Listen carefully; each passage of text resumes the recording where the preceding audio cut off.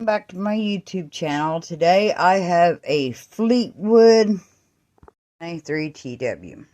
Now to thread your bobbin, you're going to take your bobbin, see that there? You're going to go right in there. See this slit here?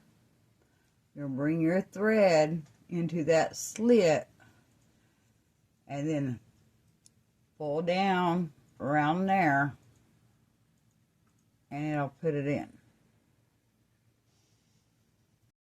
Next you're going to take and you're going to pull this thing out like this so you can hold on to it.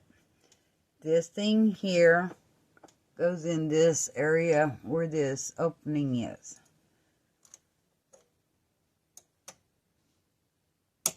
Just like that. Next, you're going to hold on to your top thread like this. Roll your needle down. It will grab that bottom thread.